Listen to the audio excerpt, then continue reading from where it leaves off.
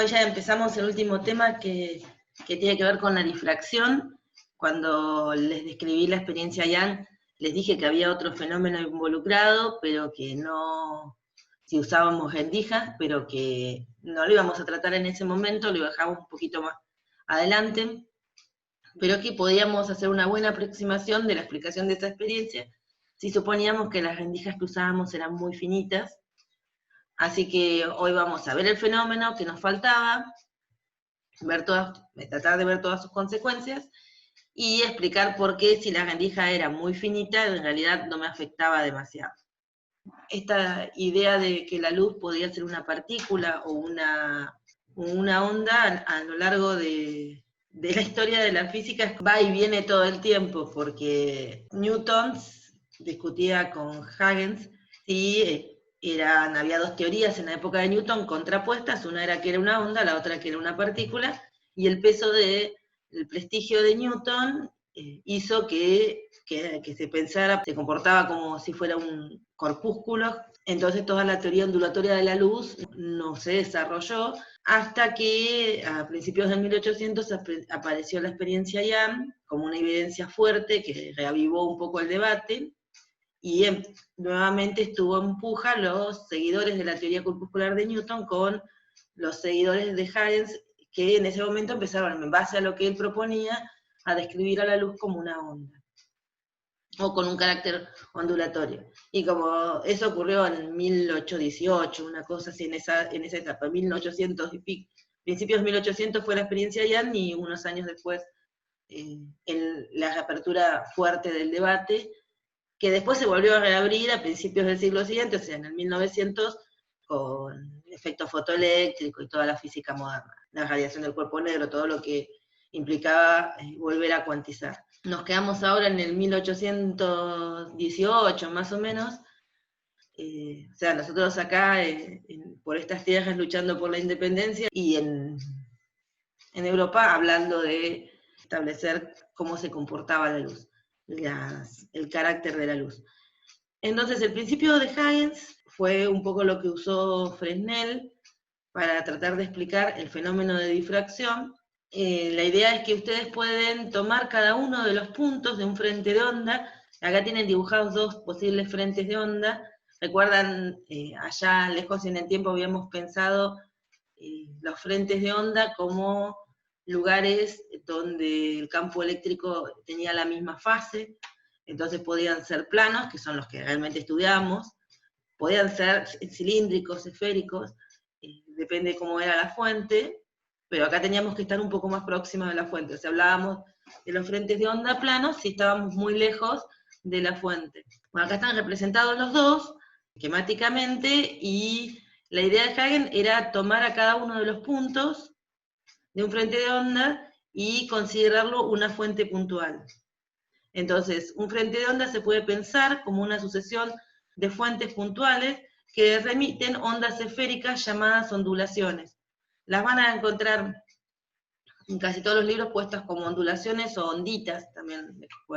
El nuevo frente de onda lo pueden generar, o sea, si tienen estas fuentes que corresponden a la emisión, por ejemplo, acá estamos emitiendo, esto sería el frente de onda correspondiente a la emisión de cada una de estas fuentes. Si ustedes toman la emisión de cada una de sus fuentes, el nuevo frente de onda lo pueden generar por la interferencia de todas estas fuentes en cada punto, y esto lo construyen como la tangente a las ondulaciones. O sea, la fuente emite, se genera el frente de onda, y el frente de onda, o sea, cada una de estas fuentes que le asociamos frente de onda, emiten en un paso más allá, superponemos los frentes de onda y obtenemos el nuevo frente de onda en esta posición, y así sucesivamente, idem con la esférica. O sea, tenemos que superponer los frentes de onda de cada una de esas fuentes puntuales que imaginamos constituyen el frente de onda total. Pero el tema es este: cuando el frente de onda se encuentra con obstáculos, parte de estas ondulaciones, de estas fuentecitas, no las tenemos, y dependiendo del tamaño del obstáculo, lo que se nos va a pasar es que la envolvente comienza a tener, o sea, no pueden ya hacer la interferencia para que les quede la tangente, por ejemplo, si estamos hablando de un frente de onda plano, como es el dibujo que está abajo, ya no pueden tener la envolvente de modo que la tangente les quede nuevamente un frente de onda plano, sino que en los bordes pierden parte del frente de onda y cuando hacen la superposición se les empieza a curvar. Y la curvatura que va a tomar el frente de onda cerca de los bordes está relacionado con el tamaño del objeto con el que interactúa. Acá estamos hablando de rendijas, pero esto también lo pueden imaginar si lo piensan en el borde de un objeto. Siempre tienen que analizar la relación entre el tamaño del objeto y la curvatura que va a tomar el frente de onda. Cuando el frente de onda encuentra un objeto, los emisores de los extremos obstruidos no tienen otros emisores que se interfieren, y las ondas que ellos generan se aproximan a ondas esféricas o cilíndricas dependiendo de la forma del obstáculo. O sea, si tienen un punto, van a ser más esféricas, si es un punto, una ranura circular, si tienen una ranura rectangular, va a ser más cilíndrica. El frente de onda toma una forma redondeada, donde fue recortado, la dirección de propagación gira hacia el obstáculo, y la onda, lo que decimos es que la onda, entre comillas, dobla las esquinas, y el fenómeno se conoce como difracción.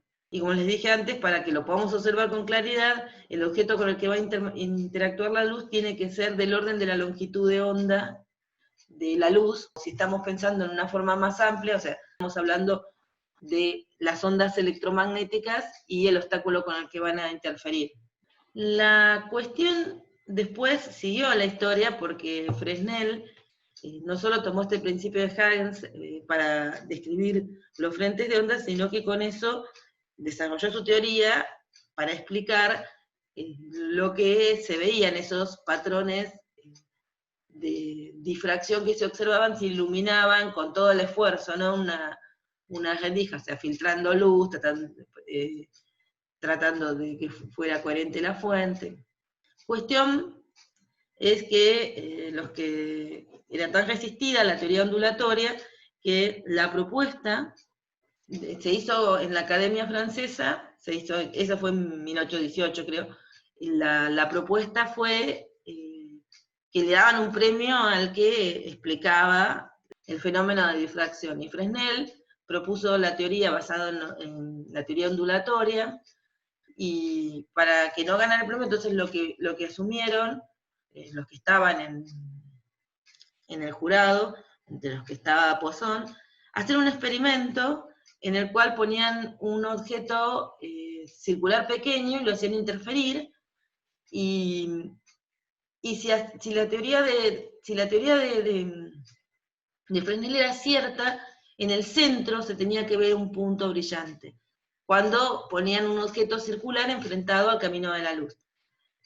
Y claro, les parecía bastante descabellada, así que hicieron todo el experimento, lo diseñó Poisson y algo. La intención era probar que era un delirio, que hubiese un punto brillante, como predecía la teoría de Fresnel. Entonces hicieron el experimento y lo que terminó pasando es que el punto brillante estaba, y el premio se lo llevó Fresnel, y a partir de ahí la teoría ondulatoria comenzó a tener más seguidores, y finalmente se consolidó cuando Maxwell completó sus ecuaciones y la incluyó a la luz o a la radiación electromagnética. Entonces, nos podemos preguntar qué observamos en una pantalla al interponer un objeto circular, una placa con una pequeña ranura. La ranura la podemos pensar circular o rectangular, o el pelo en el camino de la luz. O sea, ahora no tenemos dos rendijas como teníamos hasta ayer, sino solamente una,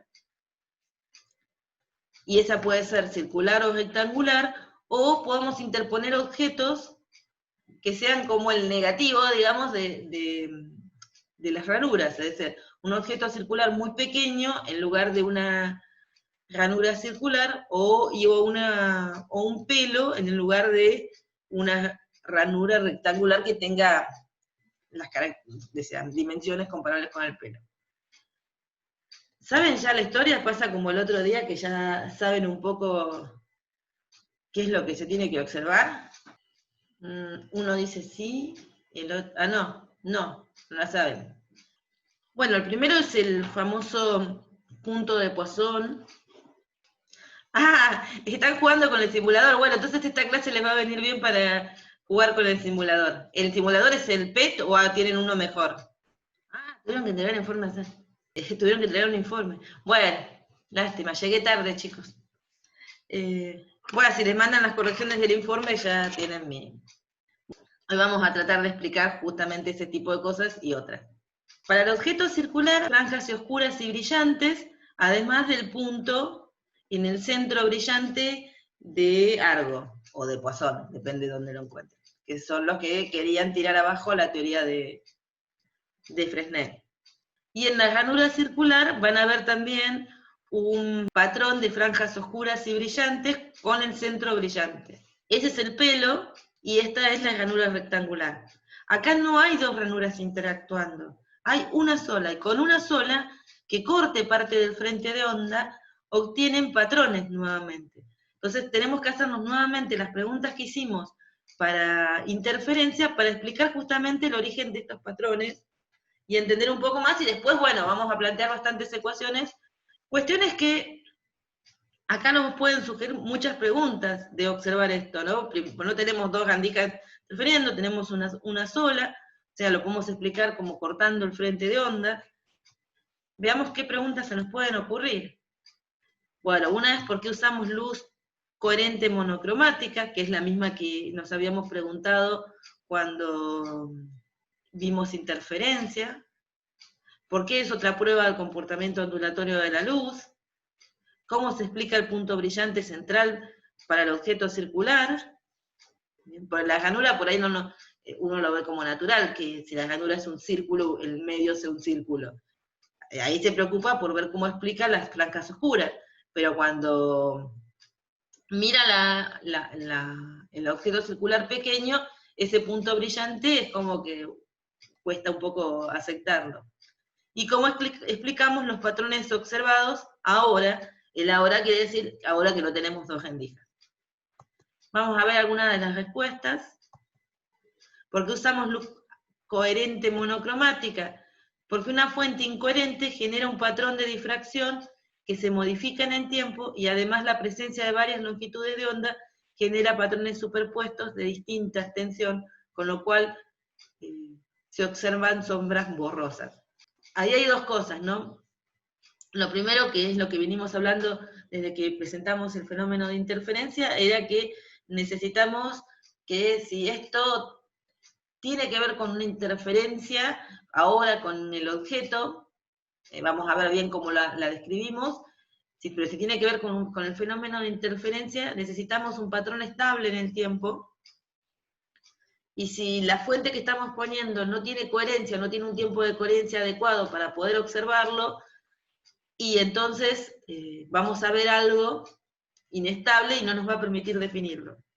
Y lo queremos monocromático porque si tenemos policromático, recuerden que si esto está relacionado con la interferencia se da siempre con ondas de igual frecuencia. Tienen que mantener la diferencia de fase en el tiempo. O sea, y eso implica, por un lado, la coherencia, pero también la idea de que mantener la diferencia de fase tienen que tener la misma frecuencia, porque si no, uno mira las fases que están dentro de las expresiones con las que venimos trabajando, y si ponemos frecuencias distintas y comparamos las dos expresiones, no van a estar en todos los puntos con el mismo desfasaje. Entonces, no vamos a poder hacer interferir distintas ondas con distintas frecuencias, o radiación electromagnética con distintas frecuencias, solo las que tienen la misma. Y si lo mandamos, igual decimos, bueno, vamos igual, total, yo mando un haz policromático y se interferirá el rojo con el rojo, el azul con el azul, el verde con el verde, o sea, las frecuencias. Pero lo que nos va a pasar es que se van a generar los patrones para cada uno de las componentes de la luz, pero con distinta extensión. También vamos a ver cómo depende del lambda de eso. Entonces, al definir, al generar esos patrones con diferente extensión, lo que vamos a terminar viendo es una superposición de patrones que nos van a desdibujar esto de franja brillante y franja oscura, y no nos van a dejar analizar realmente qué es lo que pasa. Entonces, filtrando y obteniendo un solo patrón, es la forma en la que podemos analizar bien el fenómeno de interferencia, pues sabemos que superponiendo los patrones de las diferentes longitudes de onda, podemos ver la difracción de policromática, pero no nos va a ser tan útil, al menos si lo hacemos con una sola rendija. Voy a ver al final de la clase, con varias rendijas la historia cambia. ¿Por qué es otra prueba del comportamiento ondulatorio de la luz? Esto es básicamente porque no lo podemos explicar de otra manera que no sea pensarlo como la interferencia de ondas. ¿Cómo explicamos el punto brillante central? Bueno, ahí dice la moneda, porque creo que habían usado, no sé cómo hicieron para usar una moneda, pero acá sería objeto circular. Yo me olvidé de cambiarle. Pero mientras lo ven, el objeto circular, y yo pongo en mi tableta, fíjense que acá trata de ver un esquema donde tienen un objeto circular opaco, o sea que no puede ser atravesado por la luz, y acá representa dos ondas que corresponden a dos puntos específicos en los bordes en el objeto, que están justamente simétricos y enfrentados. Entonces, esas dos ondas, si yo analizo los caminos que van a hacer para llegar exactamente al punto que une el centro del objeto con la pantalla, en forma perpendicular, como el eje óptico sería de alguna forma, bueno, ahí esas dos ondas llegan en fase. En consecuencia, el centro siempre va a tener un punto brillante porque ahí llegan en fase. Luego, cuando se van alejando, van a llegar desfasadas y ahí empieza la franja oscura. Entonces, el punto brillante del centro no es tan difícil de explicar si consideramos las ondas que llegan en fase provenientes de los bordes del objeto. Bien, digamos un poquito.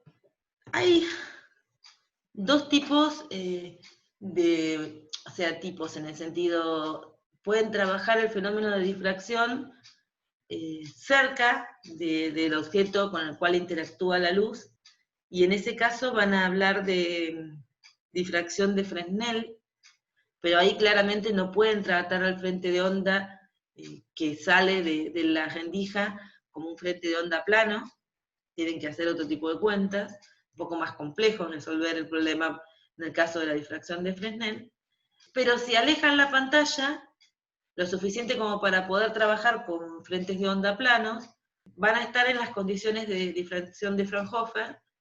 Entonces, además de las condiciones de siempre, monocromática, coherente, vamos a tener que poner una condición más que vemos frentes de ondas que llegan a la rendija y que llegan a la pantalla planos. Entonces vamos a alejar la rendija de la fuente, eso lo venimos haciendo para interferencia también, pero ahora, y también vamos a alejar la fuente de la pantalla de la fuente para asegurar que podamos trabajar con ondas planas cuando llegan y se interfieren en la pantalla.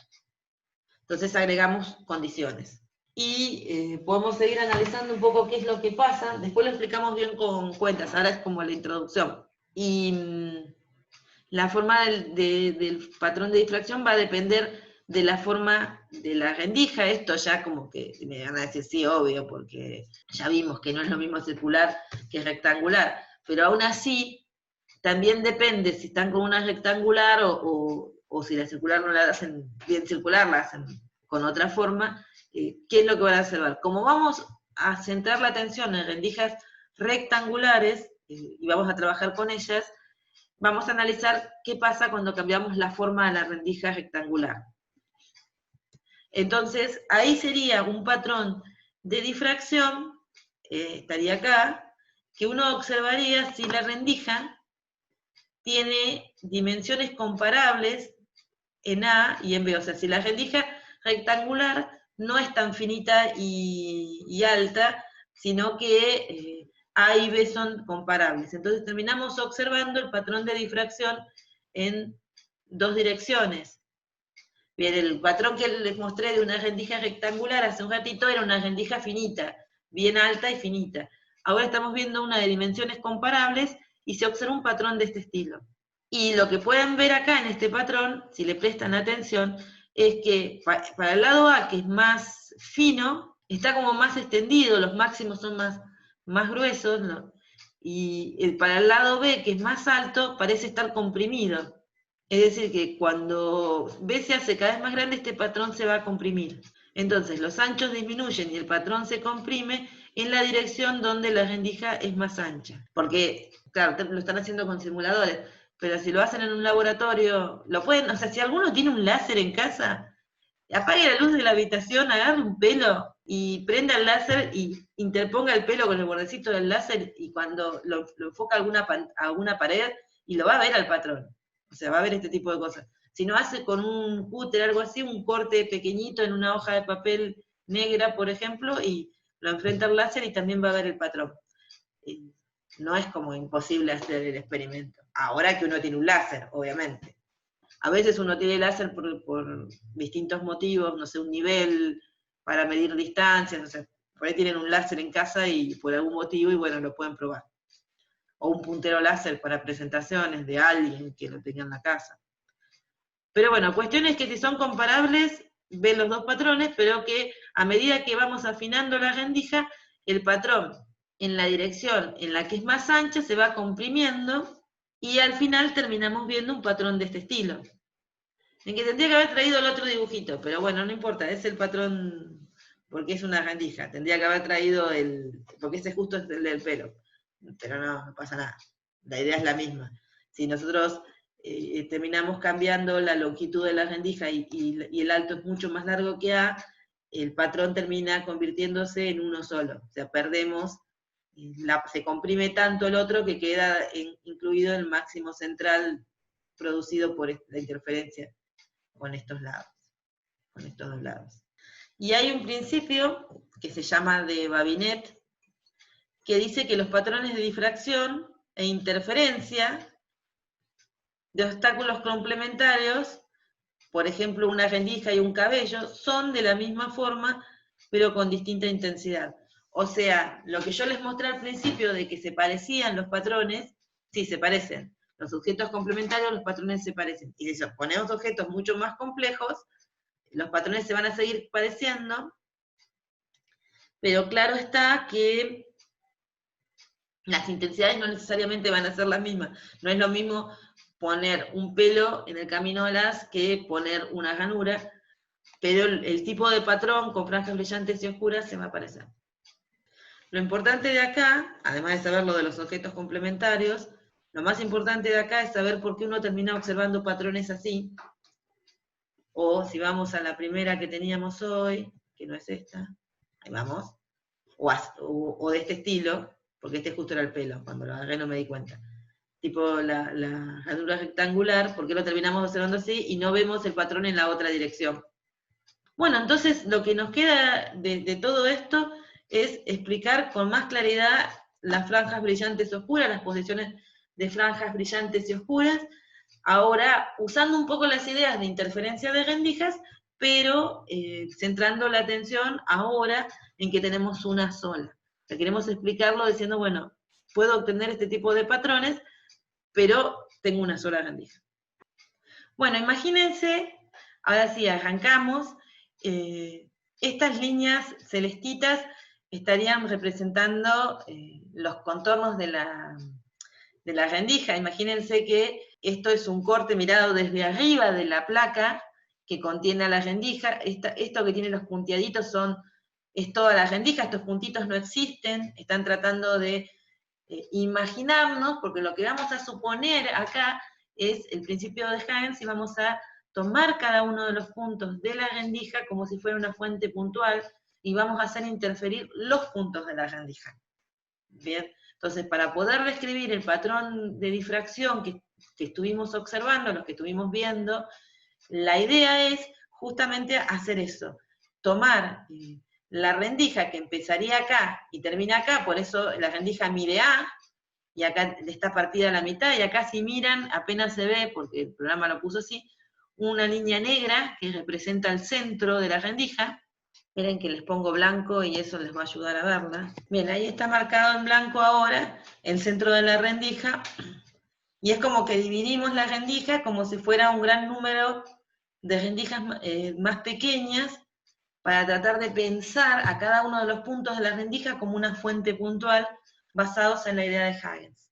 Y obviamente la pantalla la suponemos muy, muy lejos, varios metros. Entonces dicen, sí, yo veo el patrón de unos centímetros, sí es cierto, pero en la cantidad de metros en la que pongo la pantalla, por ejemplo, estoy en un lugar de la habitación y proyecto en otro, la longitud de las líneas que vamos a trazar para considerar cada una de las rendijas, la dirección en la que se propagan y el camino óptico que siguen las ondas.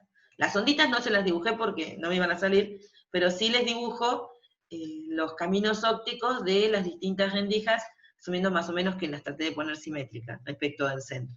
Recuerden, la rendija tiene tamaño A, y acá lo que empezamos diciendo, para no complicarnos la vida, que el alto de la rendija es mucho mayor que el ancho.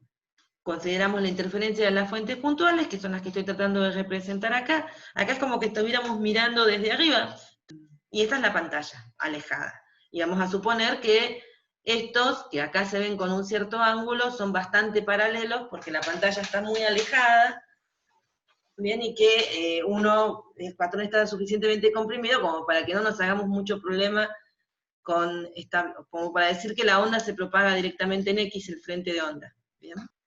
Y vamos a aproximar a nuestras ondas, a las provenientes de las tres rendijas infinitesimales que estoy imaginándome para hablar de esas fuentes puntuales, como que al llegar a la pantalla son ondas planas. Una de las cosas que sabemos, al menos de la experiencia de la moneda, o que nos podemos imaginar representando este dibujo, que si tomamos exactamente el centro, todas las rendijas, o todas las fuentes infinitesimales que estamos considerando, rendijas infinitesimales que nos estamos imaginando, las ondas recorren todas la misma distancia, así que el punto central tiene que ser brillante, y ahí se suman todas. Entonces, lo que uno puede decir, bueno, yo en ese punto, el campo eléctrico es la suma de los campos eléctricos de cada una de estas rendijitas infinitesimales, así que yo puedo decir que es igual al campo eléctrico de cada una por la cantidad de rendijas que tengo. Entonces, bueno, si estos son infinitesimales, tengo A rendijas por la longitud. Acá tenemos que hacer, como vamos a suponer que esta longitud A la estamos dividiendo en un número infinito de rendijas, que cuando eso lo hacemos, el campo tiende a cero, de modo que esto nos termine dando finito. O sea, cuando decidimos que tenemos un número infinito de rendijas, para que nos dé finita la cuenta, nos quede finito, lo que se hace es decir que este es y tiende a cero cuando n tiene infinito. Entonces, esto se mantiene finito. Para cada una de las rendijas, podemos escribir una expresión aproximada del campo que sea una amplitud por el seno de la dirección de propagación.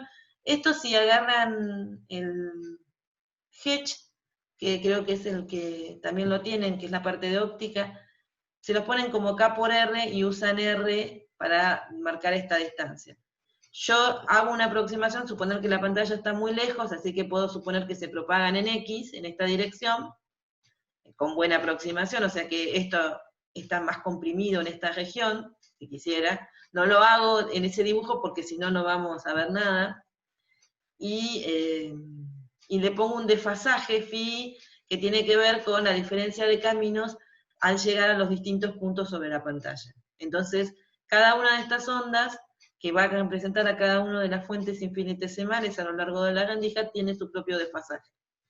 Que yo puedo escribir, fíjense acá apareció en la imagen, en función del ángulo tita, que puede ser el que forma el camino óptico de la rendijita que asocio al centro, con el eje, bien, con la línea que une el centro de la rendija y es perpendicular a la pantalla, lo une con la pantalla en forma perpendicular, este sería tita.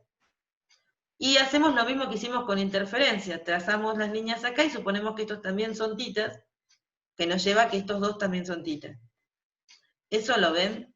Mientras yo les escribo el tita por ahí, que de entrada no lo pongo porque si no hay muchas letras y marea.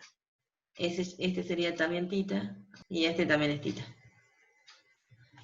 Y entonces estos son tita también. ¿Eso lo ven? Porque ahí queremos calcular las diferencias de camino. Me dicen que creen que sí, así que seguimos un poquito más. Esta demostración van a encontrar parecido a esto que les estoy haciendo, lo más parecido posible en el Hedge o en el Alonso. vienen los libros más tipo Serway y demás, no se meten tanto con hacer la cuenta que estoy haciendo, les aviso nada más.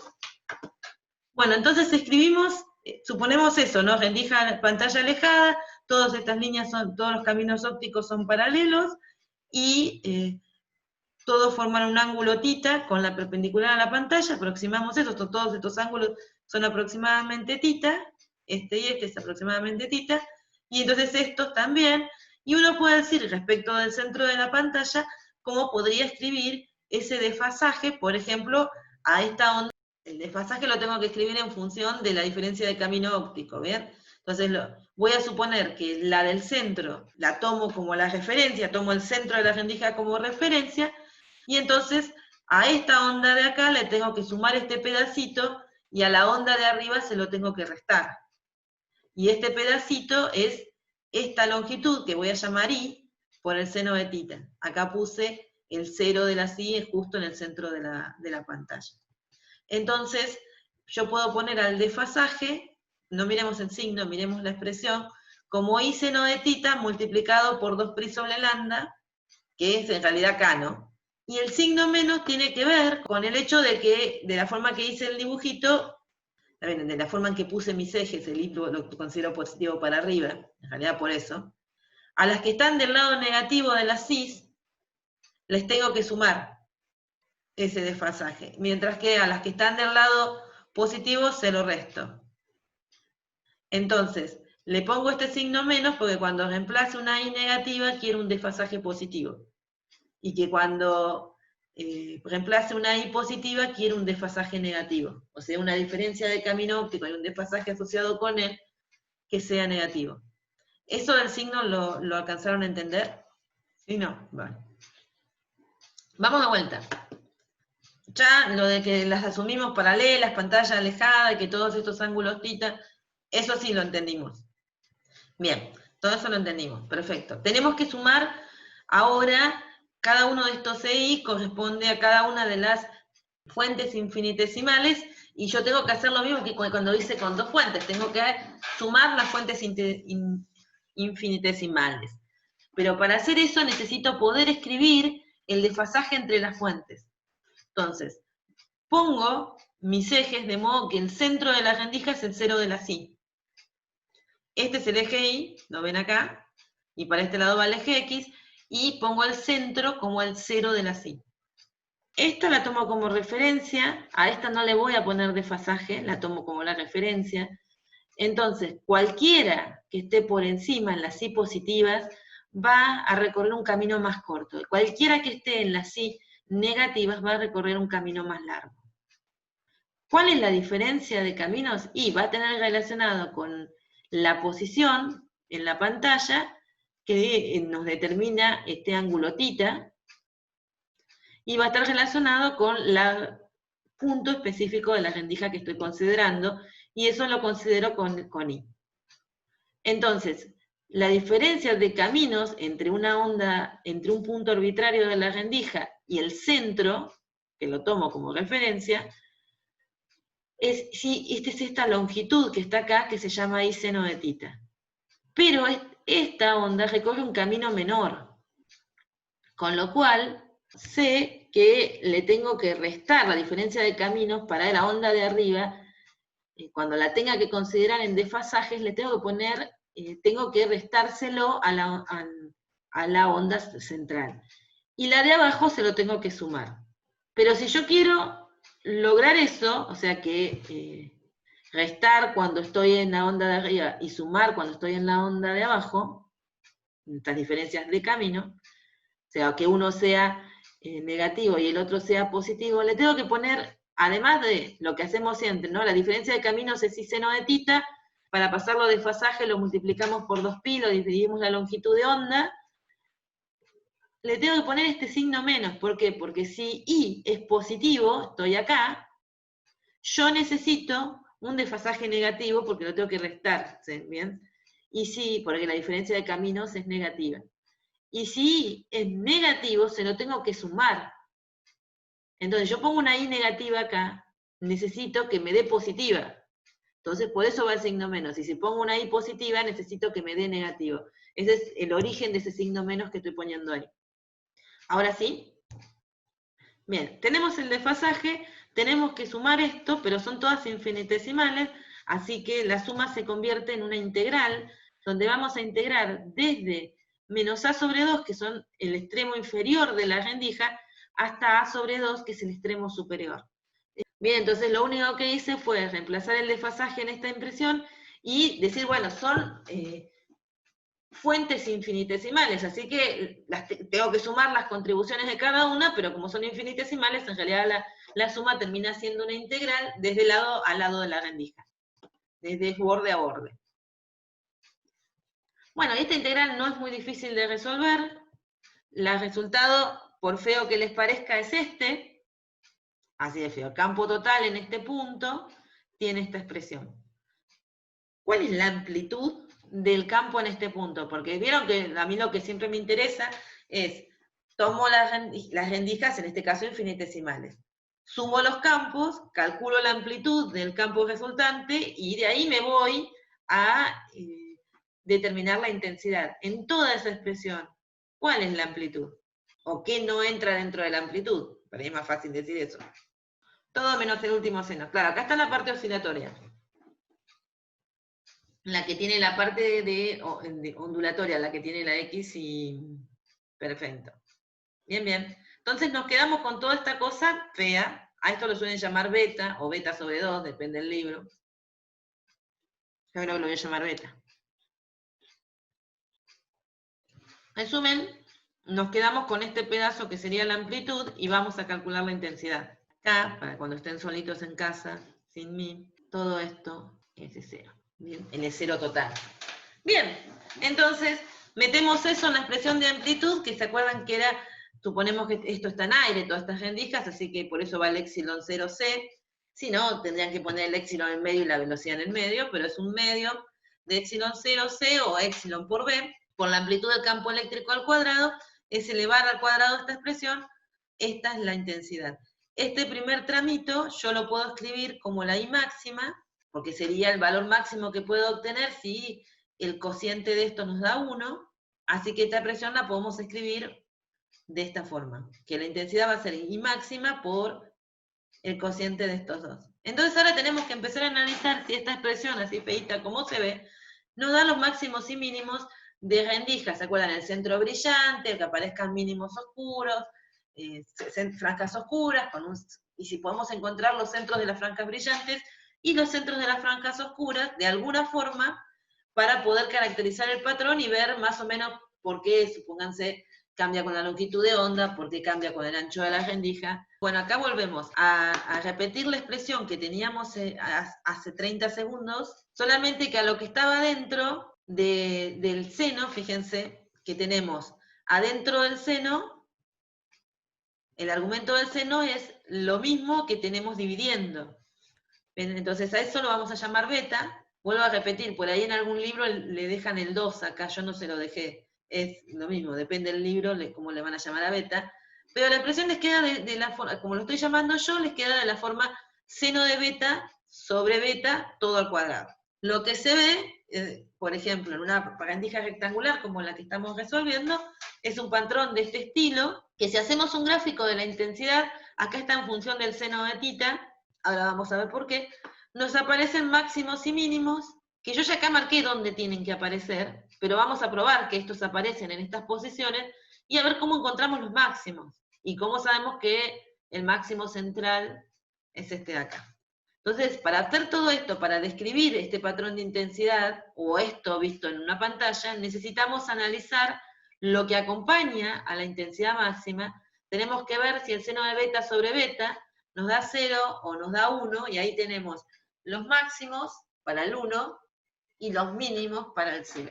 Vamos por los mínimos, pero, o sea, vamos por el valor 0, ¿no? Queremos al menos que dé 0. Entonces uno podría decir, bueno, tomo beta igual a 0, el seno de beta me da 0.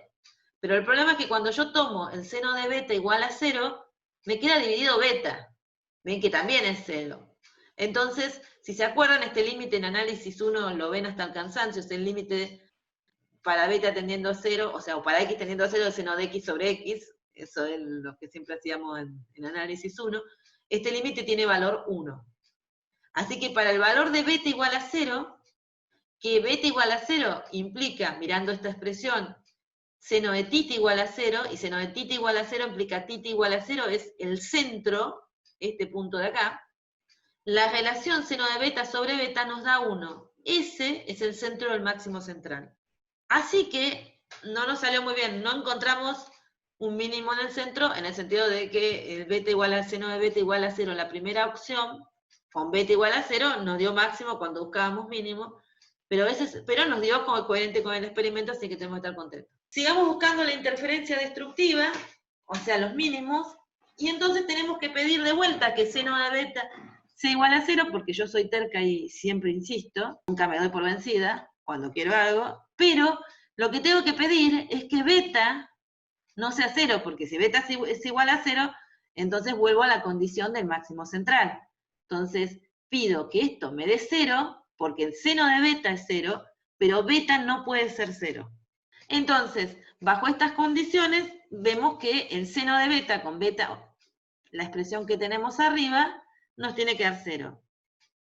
Para que nos dé 0, nosotros necesitamos que beta sea un múltiplo entero de pi. Acá lo que estoy diciendo es, seno de beta igual a 0, beta tiene que ser un múltiplo entero de pi, descartando el caso de que el múltiplo entero de pi sea 0, porque ahí nos vuelve a la condición del máximo central.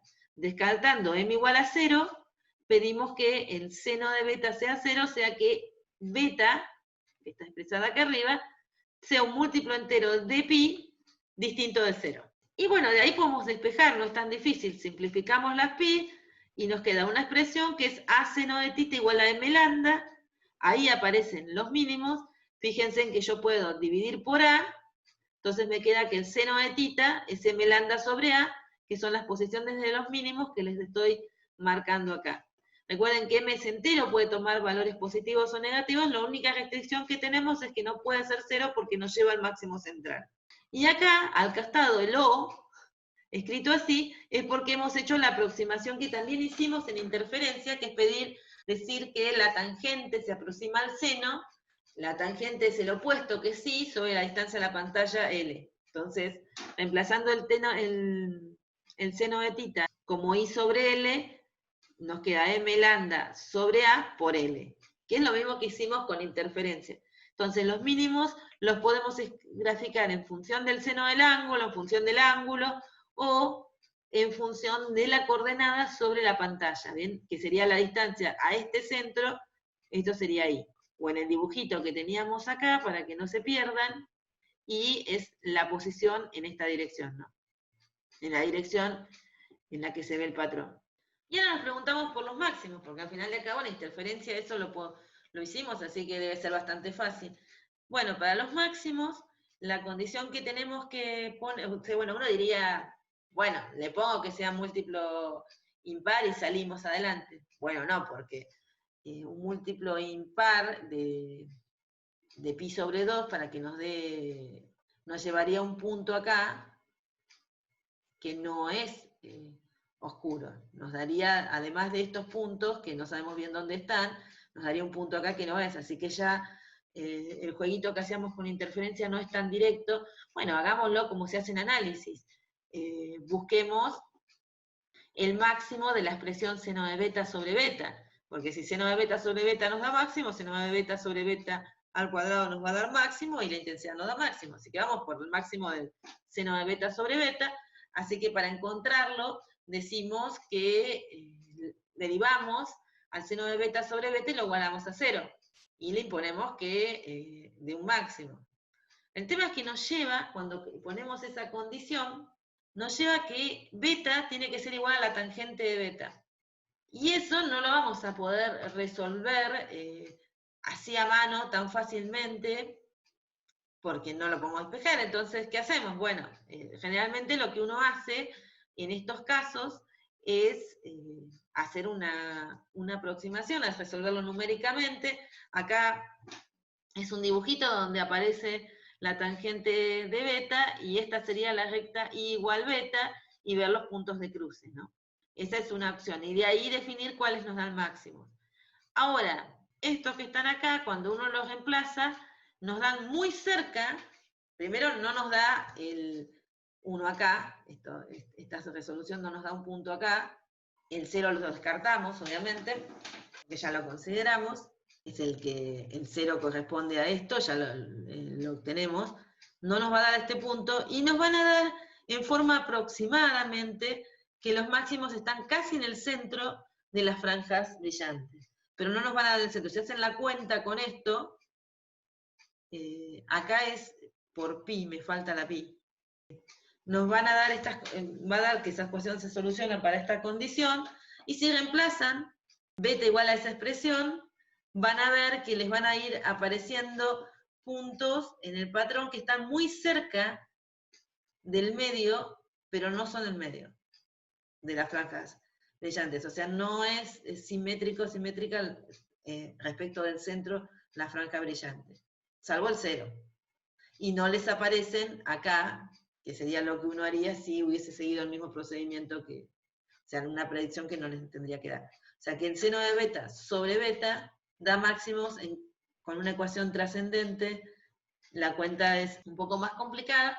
Bueno, pero lo que uno puede hacer es encontrar los mínimos y con eso puede determinar más o menos la forma del patrón, y es lo que más nos va a interesar. Bueno, una cosa que podemos ver ahora en el dibujo, pero es que la intensidad también la podríamos ver si calculamos cuánto es esta área a partir de la expresión de intensidad. Es aproximadamente el 85% de la intensidad que está incidiendo en la rendija. No es toda, es el 85%. Esa área es el 85% de la intensidad. Y los otros van teniendo cada vez menos, que es lo que se ve también en el patrón. Hasta acá, encontrar máximos y mínimos, más o menos se dieron cuenta, por lo menos los mínimos me interesa que los puedan encontrar de una. Justo me contestaste, estaba pensando, te ponen a desayunar y salió el sí. Capaz que me contestaba que estaba desayunando. Bien, sigamos un poquito más. Y bueno, ahora acá lo que tenemos es, para ayudarlos a entender un poco mejor, distintos patrones de difracción que corresponden a distintos anchos de rendija. Y vemos claramente que conforme el ancho de la rendija se hace más chiquito, el patrón se ensancha, el máximo principal se ensancha. Y esto es un poco también porque yo les decía, bueno, cuando explicábamos la experiencia YAM y nos concentramos en interferencia, les dije, bueno, supongan las rendijas finitas para que no nos tengamos que preocupar por el fenómeno de difracción.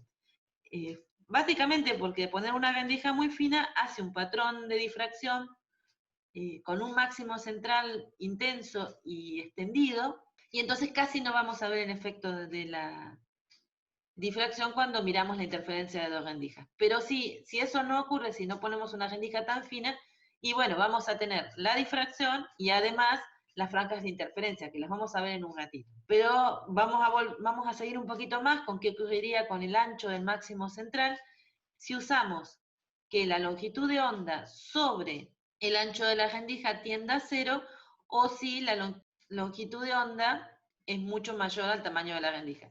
Acá sería lambda menor, mucho menor que A, y acá sería lambda mucho mayor que A. Las dos extremos, ¿no? Entonces, para analizar el ancho del máximo central, tendríamos que calcular el ancho del máximo central, y como un bonus, digamos, calculamos el ancho de los otros máximos, así no perdemos el training, digamos, les sirve después para calcular anchos de cualquier cosa. Y habíamos estado viendo, porque calculamos un montón de veces anchos de franjas, siempre ponemos, ¿se acuerdan?, la posición de los mínimos y calculamos la diferencia. Si queremos el ancho del máximo central, tenemos que tomar los dos primeros mínimos que están a un lado y al otro. Esos, si los volvemos a buscar acá les puse la expresión, esos se ubicaban en lambda sobre A y menos lambda sobre A. Bien, ¿qué sería? Si lo hacemos en función del seno de θ, poner igual a 1 acá y nos queda lambda sobre A, o igual a menos 1 y nos queda menos lambda sobre A. Y ahí estarían ubicados los dos mínimos. Entonces, si hacemos esa cuenta, nos queda que el ancho del máximo central es 2 veces la longitud de onda La distancia a la... Bueno, acá lo tengo, no en el seno, sino está el delta I, así que es lo mismo, ¿no? Reemplazamos el seno por I sobre L, así que ahí está en función, o sea, lo podemos sacar del ancho, en función del seno, de la diferencia de seno, se lo podemos calcular en función de las coordenadas, si lo hacen en las coordenadas, reemplazan el seno por I sobre L, entonces acá tienen el I del mínimo a la derecha, del lado positivo, y el I del mínimo a la izquierda, y tenemos que hacer la diferencia, nos queda el doble, o sea que el ancho del máximo central es 2 lambda L sobre A sobre la pantalla. Esta distancia de acá a acá, al centro de la franja oscura y al centro de la franja oscura, mide esta longitud. Depende de lambda, y depende de A, y depende de L, ¿bien? O sea, depende de dónde pongamos la pantalla, pero además de la relación entre lambda y A. Y bueno, si queremos, ya que estamos, hacemos la misma cuenta, pero para un máximo cualquiera, recuerden que eso se hace entre máximos sucesivos. Entonces hacemos el m más 1 menos el m, ¿bien? El que está ubicado en m más 1 menos el que está ubicado en m, ahí usamos la expresión completa. Y nos queda lambda L sobre A. Es decir, que el máximo central es el doble de ancho que los máximos que vienen, los que no son más secundarios, pero como llamar, los máximos de orden m. O sea, el máximo central es de orden 0 y los máximos de mayor orden están separados una distancia que es la mitad de la que se separa el máximo central. Centremos la atención en el máximo central, que era sobre el que nos estaban preguntando, y veamos qué le pasa. Si te hacemos tender lambda sobre A a 0, delta I tiende a 0. O sea, si el ancho de la rendija es grande, comienza a crecer en relación a la longitud de onda, el máximo central y también las distancias entre los siguientes máximos se va comprimiendo, al punto de que si terminamos haciendo una rendija muy ancha, el láser pasa como sin interactuar con los bordes. Bien, y esto termina convirtiéndose en un punto. O sea, ahí se puede ver cómo todo el patrón se comprime cuando el ancho de la rendija crece, y si crece mucho, esto termina comprimido en un punto. O sea, perdemos la interacción con los bordes. ¿Eso lo ven? Que perdemos la difracción. Perfecto. Y ahora vamos para el otro lado, ¿no? Tener una longitud de onda más grande que A. Si lambda es mucho mayor que A, el ancho del máximo comienza a crecer, ¿bien? Que es lo que estamos viendo acá. Pero si ustedes miran, eso quiere decir también que si el máximo crece en ancho, la intensidad se tiene que ir distribuyendo en una longitud cada vez mayor. Con lo cual van a tener el brillo se distribuye en una región más extensa. Tanto que si vamos al caso límite, como el brillo se distribuye en una región muy intensa, vamos a ir perdiendo el patrón de difracción al punto que obviamente sí, no vemos nada. ¿Eso también se entiende? O sea, el máximo central se ensancha, pero obviamente si lo ensancho no puede quedar con la intensidad que tenía cuando era menos ancho, porque la fuente es la fuente. Entonces lo que terminó que la intensidad de la fuente es la intensidad de la fuente. Entonces tengo que distribuir la intensidad en una región más extensa. Y conforme voy llevando eso a extremos, digamos, cada vez lo hago más chiquito el A, más se extiende el máximo central, en una región más larga distribuyo la intensidad. Eso quiere decir que cada punto es menos intenso, al punto de que si es muy chiquito, el ancho de la rendija, prácticamente no veo intensidad. Eso es el límite de esta expresión, me está diciendo que si cierro la rendija, pierdo la luz que está pasando a través de ello. Y ahora juntamos la experiencia ION con una rendija que no es tan finita como para no tener que prestar atención a la difracción. Bien, entonces lo que tenemos que ver es la superposición de los dos efectos, que es lo que se está viendo acá. Los máximos centrales van a mostrar en su interior una estructura de franjas, los máximos de difracción van a mostrar en su interior una estructura de franjas brillantes y oscuras que tienen que ver con la interferencia. Entonces, para analizar estos patrones, tenemos que analizar los dos efectos. Claro, ustedes me dicen, no, vas a hacer la cuenta con dos rendijas. En realidad no la tengo que repetir, porque lo que yo tendría que hacer, si quisiera repetir la cuenta, la pueden hacer ustedes en casa, es ahora tomar, en lugar de la ecuación que representaba la onda, o sea, la expresión del campo para una onda plana, ponemos la expresión del campo, pero pensando en una rendija. Bien, entonces vamos a hacer interferir el campo proveniente de una rendija en un punto con el campo proveniente de la otra rendija en ese punto. Tenemos que sumar esos dos campos, con lo cual me va a terminar apareciendo la amplitud relacionada con el E0 de la suma del campo, relacionado con un término que tiene que ver con la parte de que tenemos una rendija, y esto que me va a aparecer de la misma cuenta que tiene que ver con la interferencia. Es decir, vamos a la cuenta de interferencia y en lugar de poner E0 es de la rendija 1 es igual a E01 por el seno de kx menos omega t más phi, pongo la expresión que corresponde a una rendija, la que acabo de obtener para difracción. Y hago lo mismo para E2 y lo sumo. Así que cuando acomodo la expresión termino encontrando una expresión para el campo que tiene al seno de beta sobre beta, esto recuerden que la llamábamos beta, y al coseno cuadrado y al coseno de beta, beta no, perdón, y al coseno de pi de seno de tita sobre lambda, que aparecía de hacer la cuentita con los cosenos. Así que uno podría repetir la cuenta y llega a esa expresión donde este término aparece por la difracción y este término aparece por la interferencia. Así que la intensidad, si yo quiero caracterizar qué intensidad voy a ver en un punto sobre la pantalla, la tengo que pensar en función de dónde aparecen ceros, ya sea de difracción o ya sean de interferencia. Entonces, por ejemplo, este cero de acá corresponde a difracción, ¿bien? Porque es donde el máximo central de difracción se anula. Pero los ceritos que van apareciendo acá son los ceritos que corresponden al término de interferencia. Uno claramente se da cuenta porque este A es el ancho de la rendija para nosotros y D es la distancia entre rendijas. Uno lo que hace es pensar, ahora lo vamos a ver en un dibujo mejor, pensar en el patrón de interferencia, encontrar los mínimos de interferencia y después pensar en la difracción y trazarlo sobre la interferencia para modular el alto de los máximos de interferencia. Es decir, la evolvente de difracción, que es la línea punteada, en realidad no existe esa línea punteada me permite determinar a mí hasta dónde llega la intensidad de los máximos de interferencia, que si yo solo considerara interferencia, todos tendrían que tener el mismo máximo. No les estoy demostrando la fórmula, lo que yo les digo es que no tengo acá la de... Me voy a despistar mucho si me voy por atrás tanto. Lo que yo les digo es que ahora, si nosotros quisiéramos hacer interferir, igual ahora en un ratito voy a hacer una cuenta mejor. Si yo quiero, acá, esta fórmula que obtuvimos acá, para el campo, corresponde al campo que tenemos producto de que hay una rendija.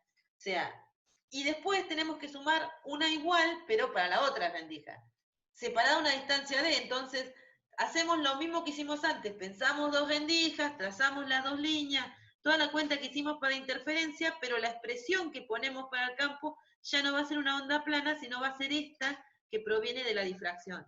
Entonces de ahí te va a quedar una parte, cuando pongan los cuadrados, que tiene que ver con la difracción, y una parte que tiene que ver con haber sumado las dos ondas que te da la interferencia. Ustedes tienen que hacer, para sacar la intensidad, que queremos sacar el E0 total, ¿no? Para sacar ese E0 total, nosotros siempre recurrimos a decir que no nos preocupamos por el carácter vectorial, asumimos, recuerdan la primera clase cuando hicimos interferencia, que tenían la misma polarización las dos ondas porque provienen de la misma fuente y que se propagaban en la misma dirección. La pantalla está lejos, o sea que no vamos a pensar que son esféricas ni nada por el estilo, son ondas planas cuando llegan a la pantalla. Entonces uno terminaba escribiendo esto, cuando hicimos interferencia terminaba haciendo esto, ¿no? Los valores de los campos se sumaban directamente porque asumía todas esas condiciones. El tema es que acá, ahora, este E1 no es una onda plana, este E1 es el E que acabo de calcular hace un rato. E1 es este de acá. ¿Ves? Es 0 sobre beta, seno de beta. Seno de kx menos omega t. Y tengo una expresión parecida, si quieren le ponemos EI, y ahí podemos representar que puede ser el E1 o el E2. Pero no lo podemos representar así porque al otro le ponemos. Pero el tema es que cuando yo sumo dos rendijas, el siguiente, el E2, si supongo, no le pongo desfasaje al E1, entonces al E2 le tengo que poner un desfasaje que está relacionado con D. Bien, y ese phi es la diferencia de caminos, pero ahora entre las dos rendijas, ¿sí? No la que tiene, o sea, ahora ese phi, no creo que me salga bien el dibujo, chicos, pero tengan paciencia. Es esta distancia que es de seno de tita. Bien, y tita es este ángulo. Y acá está la pantalla. Imagínense que me salió una pantalla de chita. Y esto es una D, no una A. Ahí lo borro. Tengan paciencia. Ah, quedó. De una no sé cómo fue, pero quedó. ¿Bien? Ahí se entiende un poquito mejor de dónde sale la expresión. Después tienen que seguir el procedimiento que hicimos. Bien. Listo. Después vayan a verla cuando hicimos la cuenta en interferencia y repitan el procedimiento. Recuerden que hice aproximaciones, alejé la pantalla. Basta, no consideré ondas planas para poder hacer la cuenta. Les comento porque por ahí cuando vayan a ver el Hedge capaz que no hace tantas aproximaciones y se marean. Bien, entonces ahora sabemos de dónde apareció porque, ¿se acuerdan de sumar estas dos? De sumar esto con el desfasaje, nos terminaba apareciendo un coseno de pi d sobre seno tita lambda, de phi, que phi es esto. Nos quedaba un coseno de phi sobre 2 de la diferencia de fase sobre 2. La diferencia de fase es esta distancia de seno de titas, 2pi sobre lambda, dividido 2, nos queda esta expresión. Entonces, y el coseno de esta expresión. Y bueno, después cuando elevamos al cuadrado la amplitud total del campo, nos aparece la parte de esto, del seno de beta sobre beta al cuadrado, y nos aparece el cuadrado también del coseno del desfasaje sobre 2. Y ahí tenemos la intensidad considerando los dos fenómenos. Bueno, ahí me va a pasar, pero creo que se lee igual, no quiero borrárselo.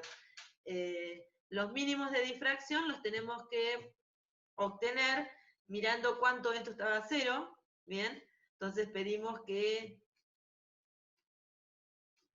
esto nos dé 0, que el seno de beta, de esta expresión, nos dé 0, pero esto no. Y eso nos llevaba a que el seno de tita era un múltiplo entero de lambda sobre A, siendo el múltiplo entero distinto de 0, porque el 0 nos da el centro de la franja del máximo principal.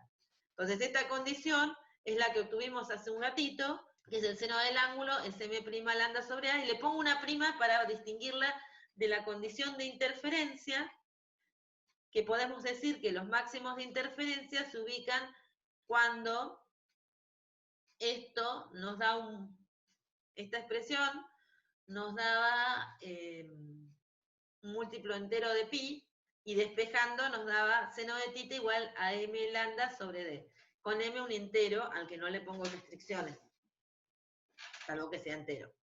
Estas dos, o sea, de analizar esto es lo que hicimos recién, y analizar esto es lo que analizamos en la clase de interferencia, podemos ubicar los máximos de interferencia, o sea que fíjense, nos quedan en múltiplos enteros de lambda sobre d, y la distancia de las rendijas obviamente siempre va a ser mayor que A, así que siempre voy a tener máximos de interferencia ubicados en posiciones que están dentro del central de difracción, ¿sí? Porque D siempre va a ser mayor que A, porque es la distancia entre las rendijas, si no, no tenemos dos rendijas.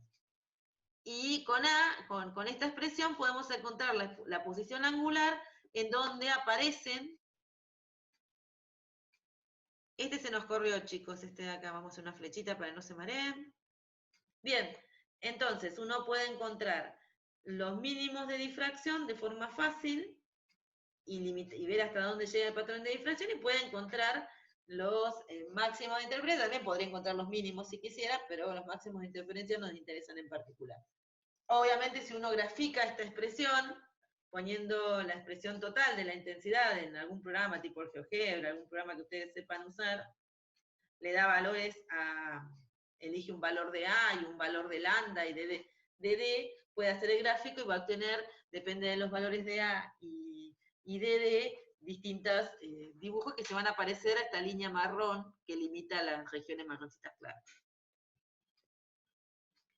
Lo que vamos a decir es que el patrón de difracción modula la interferencia, que los máximos de interferencia que se anulan por difracción cumplen, y ahí tenemos algo que tenemos que vencer, porque resulta importante, es ver que si yo solamente tuviera interferencia, todos los máximos de interferencia tenían la misma altura.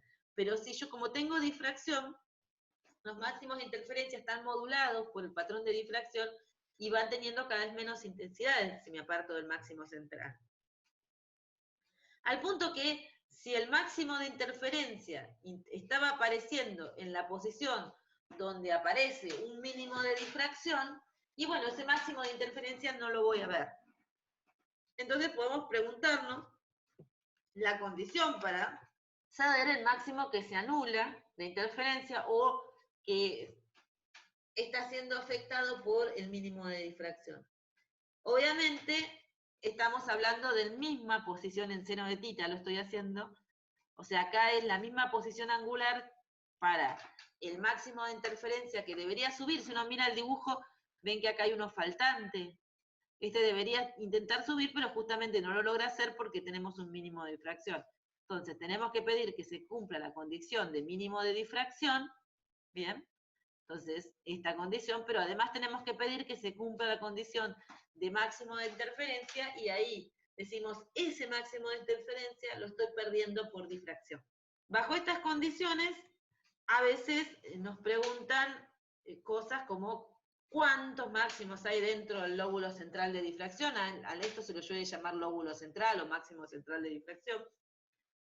Y bueno, uno podría decir, si yo quiero contestar una pregunta como esa, lo primero que tengo que hacer es ver el orden de interferencia, el M, que se llama orden de interferencia, que estoy perdiendo para después contar para atrás. Entonces, el primero que se anula corresponde al primer mínimo de difracción. Eso significa primer mínimo de difracción, M' igual a 1. Este punto de acá. O del otro lado, ¿no? Porque es simétrico. Bien, si ponemos M' igual a 1, de ahí podemos sacar el orden de interferencia que se perdería por difracción. Primero dijimos, las franjas oscuras tienen una extensión donde va cambiando desde totalmente destructiva a parcialmente, o sea, la vemos que va subiendo la intensidad. Entonces, cuando hagamos el cociente entre D sobre A, no necesariamente nos tiene que dar un número entero. Bien. Ahora, nosotros nos quedamos con el entero más próximo, porque si nos da entero significa que justo ahí, en el centro de la franja oscura, iba a subir un máximo de interferencia. Si no nos da entero, quiere decir que medio como que le pegó en el palo, está medio al costadito del mínimo de, el máximo de interferencia, no está exactamente en donde está exactamente el mínimo de difracción, sino un poquito corrido, pero igual prácticamente no lo voy a ver. Entonces ahí veo el que casi maté, entre comillas, a partir del número entero más próximo a la relación D sobre A. Y para responder esta pregunta de cuántos máximos de interferencia entran en el máximo central de difracción, que es estar entre el M igual a 1 y el M menos 1, y bueno, tengo que hacer la cuenta para ver el M, cuántos de interferencia llegaron a no anularse. Entonces, este es el que se anula. La parte entera de esto me da el que se anula. Entonces, los M-1 anteriores a esta condición no se anulan. Entonces, la cuenta que sería, tengo M-1 que no se anularon, pero los tengo por 2, porque tengo al otro lado del patrón. Y además le tengo que sumar el máximo central, que es el M igual 0. Entonces, la cuenta sería esta. Tengo el número M se perdió, entonces me quedan M menos 1, pero tengo de los dos lados, así que tengo 2 veces M menos 1, y le sumo 1. Obviamente, acá estoy asumiendo que me da entero, o sea, a grosso modo, recuerden que si no, aproximamos por el más cercano. Igual, si no se acuerdan de hacer esto, uno lo que hace es hacer el dibujo, dice el orden M me dio 6, no va, entonces me quedo con el 5, 4, 3, 2, 1, 0, menos 1, menos 2, hasta el hasta el 5 y ahí les da el número de máximos que tienen en el centro. Esto nos va a interesar en un ratito o mañana, depende de hasta dónde lleguemos ahora, porque son de alguna forma lo que está dentro del máximo central de difracción, que es donde están los máximos, donde está la mayor intensidad, lo que yo voy a ver cuando quiero hacer determinadas medidas con un espectrómetro utilizando una red de difracción. Ahora vamos a ver qué es. Pero nos interesan en particular esos máximos. Bueno, y acá es como una aplicación para parar un poco y ver hasta dónde llegamos acá, que se entendió antes de arrancar con meter varias rendijas. Entonces, fíjense, el dibujito que tenemos acá intenta hacer una representación. Lo violetita sería el patrón de interferencia que tendríamos si no estuviéramos considerando rendijas, si simplemente consideramos la interferencia. Y lo celestito, o algo así, grisecito oscuro, es el patrón de difracción si solamente consideráramos una rendija. Cuando ambos fenómenos están presentes, el factor de difracción, la línea azulcita, modula los saltos de los máximos de interferencia.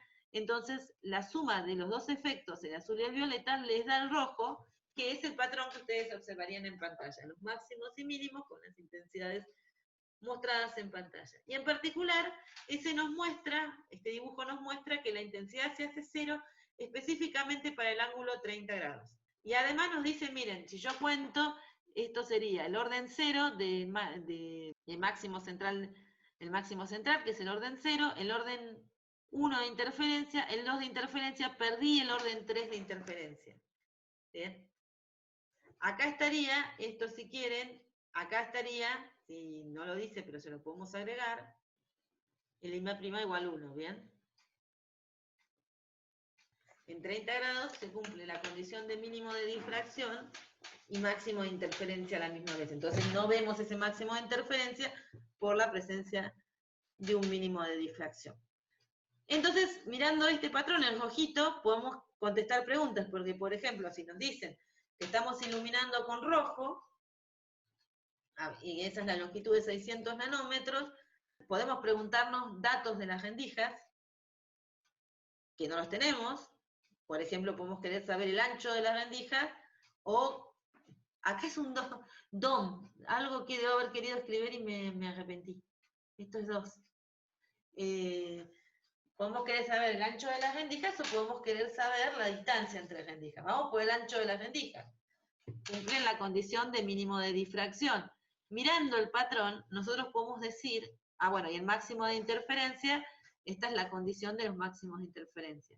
Mirando estas condiciones, yo miro el patrón y veo que cuando θ vale 30 grados, están cruzadas, estaba con esta, no me he dado cuenta, que cuando θ vale 30 grados, d seno de 30 grados tiene que ser igual a el orden 3, porque es 0, 1, 2, 3. Acá tendría que aparecer el orden 3 de interferencia. Entonces digo, cuando d seno de 30 grados es igual a el orden 3, lambda. Lambda es dato, el seno de 30 grados lo podemos calcular, así que de acá podemos sacar la distancia de las rendijas. Y de la otra expresión, esta de acá, recordamos que A seno de 30 grados tiene que ser igual a M' igual a 1, lambda. Y de ahí podemos despejar A. Entonces tenemos el ancho de las rendijas y tenemos la distancia de rendijas mirando el patrón. ¿Cuántos máximos de interferencia entran en el máximo central? Y bueno, ustedes me dicen, los cuento, sí, obvio, eso está bien. Entonces, el razonamiento de vuelta es el que dijimos hoy, M igual más menos 3 anulados, los dos estos que de acá, el que está en menos 30 y el que está en 30, y ahí contamos los otros, ¿no? El 2 y menos 2, el 1 y menos 1, y esto sería el 0. Y ahí tenemos los 5.